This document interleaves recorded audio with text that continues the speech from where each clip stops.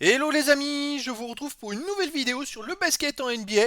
Et cette nuit, les Boston Celtics ont battu les Indiana Pacers 126-110 dans le match 2 de cette finale des playoffs de la conférence Est qui va opposer donc le premier de la saison régulière, les Boston Celtics face au sixième les Indiana Pacers. Et grâce à cette victoire, Boston met maintenant 2 victoires à 0 dans cette série. Alors, 2 victoires à 0 parce qu'ils ont joué 2 fois à domicile. Ils vont donc jouer les 2 prochains matchs à Indiana, mais ils ont pris une vraie option sur la qualif, tout simplement parce qu'aux 2 tours précédents, au premier tour et au deuxième tour, Boston avait perdu le deuxième match chez eux à chaque fois. Ils avaient gagné le premier et perdu le deuxième, et ensuite ils ont gagné les 3 matchs suivants. Là, on sent Indiana un peu fatigué, peut-être fatigué aussi de la victoire contre New York en match 7. C'est compliqué et ils ont fait beaucoup tourner. D'ailleurs, les joueurs ont eu beaucoup moins de temps de jeu puisque tous les titulaires ont joué entre 24 et 30 minutes, avec beaucoup de remplaçants qui ont joué. Je pense qu'ils étaient fatigués et qu'ils ont un peu essayé de se préserver pour le prochain match. En tout cas, les Boston Celtics font le travail. Ils sont premiers à la conférence Est et leur but c'était de gagner et de se qualifier pour la finale NBA. Et ben ils sont bien partis pour. Alors on va revenir sur les stats en détail dans cette rencontre.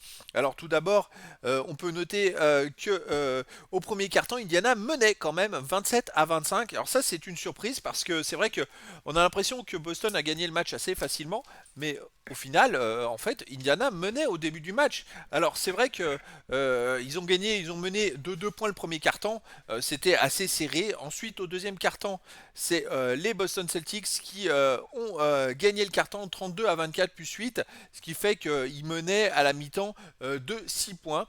Et au troisième quart-temps, bah, ça faisait un peu rouleau compresseur. Les Boston Celtics ont gagné le quart-temps 36-29 plus 7, donc ça fait plus 13. Dernier quart-temps gagné 33-30 plus 3. Une victoire assez logique et plutôt facile finalement pour les Boston Celtics. Alors pour les statistiques, on va noter quand même le match exceptionnel de Jalen Brown. Jalen Brown qui met 40 points à 14 sur 27 au tir. Et surtout, il a marqué tous les paniers les plus importants. Il fait 4 sur 10 à 3 points. Sinon, voilà, les Celtics sont tournés à 53% au tir, 40% à 3 points, 85% au lancer franc. Alors que Indiana, c'est aussi bien. C'est 52% au tir, 37% à 3 points, 68% au lancer franc, légèrement moins. Mais voilà, les Celtics, ils étaient beaucoup plus forts. On a aussi 23 points de Jason Tatum, mais qui fait que 1 sur 7 à 3 points. C'est quand même à souligner. Qui prend moins de rebonds que d'habitude et moins de passes, 6 et 5. 23 points pour Derrick White qui fait un très bon match. 8 sur 15 au tir, 4 sur 8 à 3 points. Aussi, on a Jrue Holiday. C'est le Factor X. Jrue Holiday en l'absence de Porzingis. Il reprend une place de titulaire et finalement, il met 15 points, 10 passes, 3 rebonds. À 6 sur 7 au tir, 3 sur 4 à 3 points. Il a été énorme. Alors Ford met 6 points avec 10 rebonds. Et puis en sortie de monde, on a Peyton Pritchard qui fait encore un très gros match avec 12 points, 4 sur 6 au tir, 2 sur 2 à 3 points. C'est vrai que ça apporte beaucoup des remplaçants qui sont capables de marquer et d'être aussi adroits. Côté des Pacers, on a pour Siakam 28 points. Il a été énorme, c'est le meilleur joueur côté Pacers avec 13 sur 17 au tir, 2 sur 2 à 3 points. Sinon les autres joueurs à Liberton c'est 10 points seulement, 10 points, 8 passes, 4 rebonds. Je pense qu'ils sont fatigués. Hein. Nembhard c'est 16 points et 6 sur 12 au tir. Les autres joueurs n'ont pas tiré tellement. Et puis bah, les remplaçants, Topin, en 21 minutes, je trouve qu'il tire pas assez, c'est fou. Il met 11 points à 4 sur 6 au tir, il est encore super adroit, il fait encore un très bon match, mais on lui donne pas assez le ballon, alors que les autres ils sont fatigués. McConnell fait 4 sur 10 au tir, il met 9 points, 5 rebonds, 3 passes. Je pense qu'Indiana était vraiment fatigué de la rencontre précédente. De la qualification, alors que Boston s'est qualifié en 5 matchs les deux précédents tours en fait. Hein. Allez, premier carton, donc Indiana menait. Alors Boston tournait à 41% au tir, 33% à 3 points. Alors, il menait, mais Boston a mené, je me demande s'ils n'ont pas mené 10 points, ou 10 ou 15 points, et après Indiana est revenu et est passé devant. C'était assez invraisemblable. Ils avaient déjà fait ça au premier match, Boston de mener comme ça de 10-15 points et en 2 ou 3 minutes de se faire rattraper. Mais bon, côté Pacers, c'est 57% au tir, c'est vraiment pas mal. Hein. Alors, il y avait un problème déjà au premier quart-temps, c'est qu'ils ont gagné les Pacers grâce à l'adresse et tout ça. Mais quand même, les Celtics ils ont pris 12 rebonds, dont 6 offensifs, les Pacers que 6. 6 rebonds offensifs, ça veut dire 6 possessions de balles en plus en attaque. Côté des ballons perdus, trop de ballons perdus des deux côtés, 5 pour les Celtics et 6 pour les Pacers. Alors pour les Celtics, on a Jalen Brown avec 7 points, 2 sur 5 au tir, 5 points, 3 passes pour Jrue Holiday, 2 sur 2 au tir, 1 sur 1, 3 points, très bon. Sinon, en sortie de banc, Peyton Pritchard qui met 5 points. Et côté des Pacers, 5 points, 3 passes pour Haliburton qui fait un très bon premier quart-temps. Après, il a fatigué après. 5 points pour Nembhard en sortie de banc, 7 points pour McConnell qui est très bon, 3 sur 5 au tir, 1 sur 1 à 3 points. Et Siakam aussi 4 points avec 2 sur 2 au tir. Deuxième quart-temps, voilà, ça devient plus compliqué. Cette fois, les Celtics sont à 45% au tir, alors que les Pacers aussi 45%. Les ballons perdus, légèrement plus pour les Pacers, 2 de plus. Un rebond offensif de plus côté Celtics. Et ce côté Celtics, on a Jalen Brown qui s'est baladé. 17 points, 6 sur 11 au tir, 1 sur 3 à 3 points. Il a marqué des paniers d'anthologie où bah, il passait facilement. Alors on se demandait où était Indiana en défense. Je pense que là, on sentait déjà de la fatigue. Après, il y a 5,4 passes pour Jrue Holiday, 6 points pour Derrick White. Et 6 rebonds, dont 3 offensifs pour la Al Horford, côté des Pacers. Siakam, c'est lui qui essaie de tenir le match, il n'y a que lui. 12 points à 6 sur 7 au tir, il était monstrueux. Sinon, les autres joueurs, des petites stats à droite à gauche, mais sans plus. Et donc on arrive à la mi-temps, et à la mi-temps, les Celtics menaient 57 à 51, plus 6 avec 43% au tir, 33% à 3 points, alors que les Pacers 51% au tir, 33% à 3 points. Les rebonds offensifs 10 à 3 pour les Celtics, 7 possessions de balles en attaque en plus. Les ballons perdus 3 de plus pour les Pacers. Bon, un petit peu moins bien. Côté des points, 24 points pour Jalen Brown avec 8 sur 16 au tir, 10 points, 7 passes pour Jrue Holiday, il est à 100%, 4 sur 4 au tir, 2 sur 2 à 3 points. Il était très très bon, Jrue Holiday. Et puis les autres joueurs, Tatum il met que 4 points finalement avec 3 ballons perdus. Bon, bah après, ils gagnent quand même, les Celtics, malgré un Tatum un peu en dedans.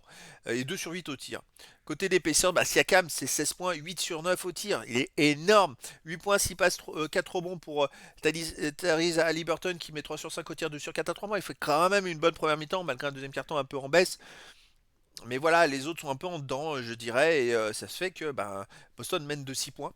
Et donc ça va pas s'arranger pour les Pacers puisqu'au troisième carton, Boston va l'emporter 36 à 29 plus 7 avec un carton très abouti en attaque du 72% au tir.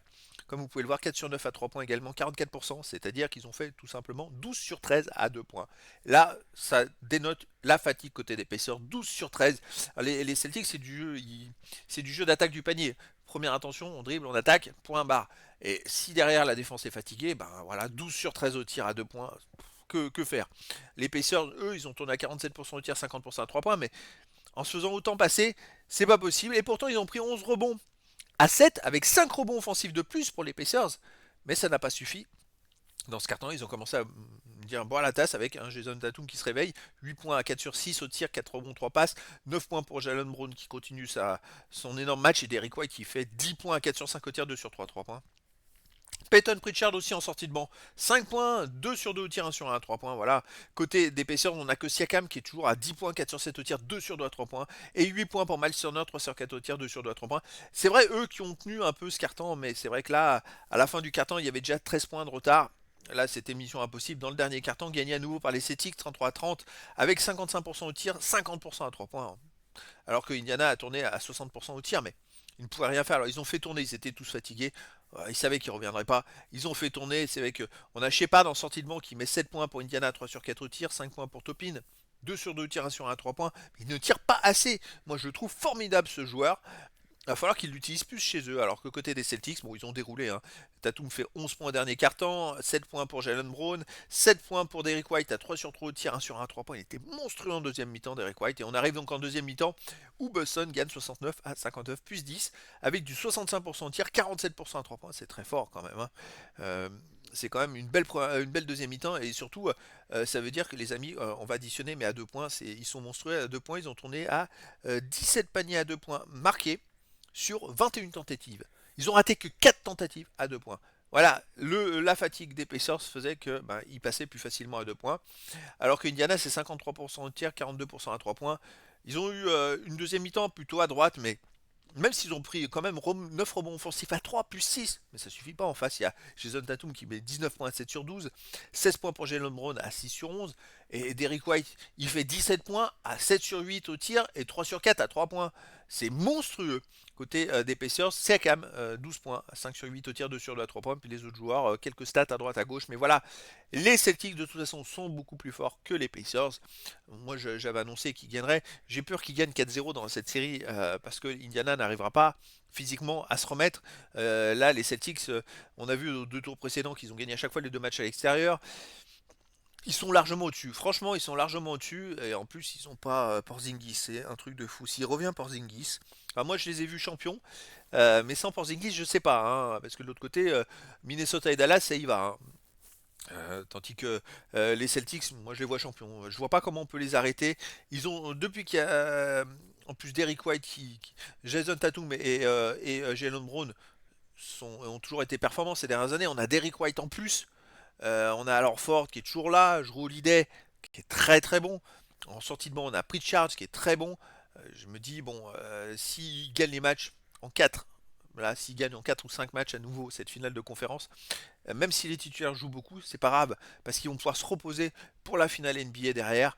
Et donc, ça, moi, pour moi, ça reste toujours le gros favori, les Celtics. De l'autre côté, ils se déchirent hein, pour gagner les matchs à l'ouest. C'est vraiment. C'est du combat constant, ça se joue en 6 ou 7 matchs, c'est vraiment très serré. Alors que Boston, ils se baladent quoi. 4 ans au premier match, 4 ans au deuxième, là ils mènent déjà 2-0. Vous vous rendez compte, ça fait 10 victoires à 2 en playoff. Donc voilà, bah écoutez, en tout cas, prochain match cette fois chez Indiana Pacers qui n'aura pas d'autre choix. Il va falloir qu'ils gagnent parce que menés à 3-0, ils reviendront pas. Ou alors ce serait un miracle. Mais donc bah, Indiana n'aura pas d'autre choix que de gagner le prochain match. Et donc les amis, bah écoutez, je vous dis à très bientôt pour une nouvelle vidéo.